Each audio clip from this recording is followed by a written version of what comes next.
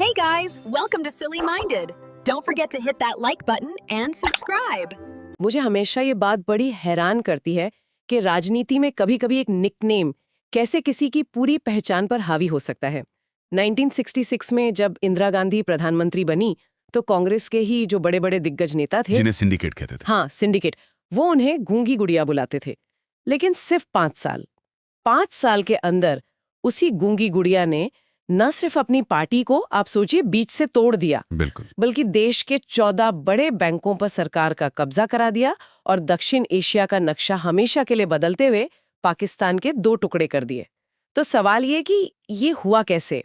एक कठपुतली समझी जाने वाली नेता आयरन लेडी कैसे बन गई? आज हम इसे 3 बड़े हिस्सों में देखेंगे। पहला, सत्ता के लिए उनका वो संघर्ष जिसने कांग्रेस पार्टी को ही तोड़ दिया। दूसरा, उनके वो साहसिक आर्थिक फैसले जैसे बैंकों का राष्ट्रीयकरण, प्रिवी पर्स की समाप्ति, जिनका असर हम आज भी महसूस करते हैं। और तीसरा, वो सबसे अहम मोड़, हाँ, 1971 का वो युद्ध जिसने उन्हें एक वैश्विक नेता के तौर पर स्थापित कर दिया। चलिए तो फिर शुरू करते हैं 1966 से। लाल बहादुर शास्त्री जी का ताशकंद में अचानक निधन हो गया और कांग्रेस के सामने सवाल था, अगला प्रधानमंत्री कौन? एक तरफ थे अनुभवी मोरारजी देसाई और दूसरी तरफ जवाहरलाल नेहरू की बेटी इंदिरा गांधी। सिंडिकेट ने इंदिरा गांधी को चुना और नेहरू की बेटी होने की वजह से जनता में उनकी अपील भी थी।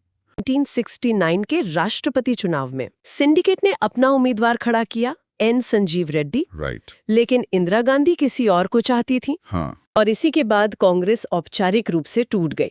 एक तरफ थी कांग्रेस ओ यानी ऑर्गेनाइजेशन, जो सिंडिकेट की पार्टी थी, और दूसरी तरफ थी कांग्रेस आर, रिक्विजिशनिस्ट, जो इंदिरा गांधी की पार्टी थी। इंदिरा गांधी ने एक और बड़ा दांव खेला और समय से 1 साल पहले ही 1971 में लोकसभा चुनाव करवा दिए। सारे विपक्षी दल एक साथ आ गए, एक महागठबंधन बनाया और उनका एक ही नारा था, इंदिरा हटाओ। इसके जवाब में इंदिरा गांधी एक ऐसा नारा लेकर आई जो सीधे लोगों के दिलों में उतर गया, गरीबी हटाओ। इसने उन्हें सीधे गरीबों और आम जनता से जोड़ दिया। चुनाव का पूरा नैरेटिव ही बदल गया। बिल्कुल, और नतीजों ने तो सबको चौंका दिया। इंदिरा गांधी की कांग्रेस आर ने अकेले दम पर प्रचंड बहुमत हासिल किया। पार्टी आधारित राजनीति से हटकर व्यक्तित्व आधारित राजनीति की तरफ एक बहुत बड़ा कदम था। तो क्या हम ये कह सकते हैं कि आज भारतीय राजनीति में जो हम हाई कमांड कल्चर देखते हैं, जहां एक नेता पार्टी से बड़ा हो जाता है, सारे फैसले लेता है, उसकी असली नींव इसी 1971 की जीत ने रखी थी? काफी हद तक, हाँ। लोगों ने कांग्रेस की विचारधारा को नहीं, बल्कि इंदिरा गांधी के चेहरे, उनके नेतृत्व और गरीबी हटाओ के वादे पर वोट दिया था। उन्होंने कुछ बहुत बड़े आर्थिक फैसले लिए। सबसे बड़ा कदम था 1969 में 14 बड़े प्राइवेट बैंकों का राष्ट्रीयकरण। राष्ट्रीयकरण का मकसद था कि बैंकिंग का फायदा आम आदमी तक पहुंचे। लेकिन आज जब हम पीछे मुड़कर देखते हैं और पब्लिक सेक्टर बैंकिंग की हालत, एनपीएस संकट जैसी चीजों पर बहस करते हैं, तो क्या ये कह सकते हैं कि उस फैसले की कुछ लंबी परछाइयां भी रही हैं? इसने बैंकिंग सेक्टर में सरकारी दखल और राजनीतिक दबाव का दरवाजा भी खोल दिया, जिसकी वजह से बाद में लोन माफी और एनपीए जैसी समस्याएं भी पैदा हुई। उनका अगला निशाना था भारत का पुराना राजसी वर्ग। उन्होंने प्रिवी पर्स को खत्म करने का ऐलान कर दिया। ये प्रिवी पर्स क्या था? जब भारत आजाद हुआ तो 500 से ज्यादा देसी रियासतें थीं। सरदार पटेल ने इन रियासतों को भारत में शामिल करने के लिए उनके राजा महाराजाओं से एक समझौता किया। समझौते के तहत इन शासकों को भारत सरकार की तरफ से जीवन भर एक सालाना पेंशन या भत्ता और कुछ विशेष अधिकार दिए जाएंगे। इसी को प्रिवी पर्स कहा जाता था। लेकिन इंदिरा गांधी का तर्क था कि एक लोकतांत्रिक देश में, जहां संविधान सबको बराबर मानता है, वहां किसी को सिर्फ इसलिए विशेष भत्ते और अधिकार क्यों मिलने चाहिए क्योंकि वो एक राजघराने में पैदा हुआ है। मामला सुप्रीम कोर्ट तक गया और शुरुआत में सुप्रीम कोर्ट ने सरकार के इस फैसले को रद्द भी कर दिया। कोर्ट का कहना था कि ये एक संवैधानिक वादा था जिसे इस तरह नहीं तोड़ा जा सकता। लेकिन इंदिरा गांधी पीछे हटने को तैयार नहीं थी और यहीं पर वो हुआ जिसने आने वाले सालों में भारतीय लोकतंत्र की दिशा ही तय कर दी। उन्होंने सुप्रीम कोर्ट के फैसले को पलटने के लिए संविधान में ही संशोधन कर दिया। हाँ, यहीं से कार्यपालिका और न्यायपालिका के बीच एक बड़े टकराव की शुरुआत हुई। सरकार 24वां और 25वां संवैधानिक संशोधन लेकर आई। 24वें संशोधन ने संसद को यह असीमित अधिकार दे दिया कि वो मौलिक अधिकारों सहित संविधान के किसी भी हिस्से को बदल सकती है। किसी भी हिस्से को? किसी भी हिस्से को। और 25वें संशोधन ने संपत्ति के अधिकार को सीमित कर दिया। ये मानसिकता ये हमें इमरजेंसी की तरफ ले जाने वाले रास्ते का एक अहम पड़ाव थी। तो एक तरफ वो देश के अंदर अपनी सत्ता को मजबूत कर रही थी, पुराने सिस्टम को तोड़ रही थी, और दूसरी तरफ भारत की सीमाओं पर एक ऐसा संकट खड़ा हो रहा था जो 20वीं सदी की सबसे बड़ी मानवीय त्रासदियों में से एक बनने वाला था। हम 1971 और पूर्वी पाकिस्तान की बात कर रहे हैं। इंदिरा गांधी ने दुनिया भर के देशों से मदद मांगी, लेकिन अमेरिका और चीन जैसे बड़े देश पाकिस्तान के साथ खड़े थे। तब उन्हें समझ आ गया कि इस समस्या का समाधान भारत को खुद ही करना होगा। अगस्त 1971 में भारत ने सोवियत संघ के साथ 20 साल की शांति, मैत्री और सहयोग संधि पर हस्ताक्षर किए। ये एक गेम चेंजर था, है ना? उस समय दुनिया कोल्ड वॉर में बटी थी। अमेरिका और चीन खुले तौर पर पाकिस्तान का समर्थन कर रहे थे। निक्सन और किसिंजर की जोड़ी भारत को बिल्कुल पसंद नहीं करती थी।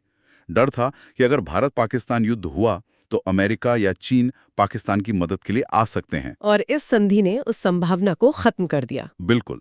अब अगर कोई भारत पर हमला करता तो इसका मतलब सोवियत संघ से दुश्मनी मोड़ लेना होता। इस संधि ने भारत को एक तरह का सुरक्षा कवच दे दिया। और फिर 3 दिसंबर 1971 को पाकिस्तान ने भारत के कई हवाई अड्डों पर हमला कर दिया और युद्ध की औपचारिक शुरुआत हो गई। भारतीय सेना, जिसका नेतृत्व उस समय फील्ड मार्शल सैम मानेकशॉ कर रहे थे, पूरी तरह से तैयार थी। सिर्फ 13 दिनों में युद्ध का नतीजा आ गया। 16 दिसंबर 1971 ये भारतीय सेना के इतिहास का शायद सबसे गौरवशाली दिन है। ढाका में पाकिस्तानी सेना के कमांडर जनरल नियाजी ने अपने 93,000 सैनिकों के साथ भारतीय सेना के सामने आत्मसमर्पण कर दिया। ये दूसरे विश्व युद्ध के बाद दुनिया का सबसे बड़ा सैन्य आत्मसमर्पण था। और इसी के साथ दुनिया के नक्शे पर एक नए देश का जन्म हुआ, बांग्लादेश।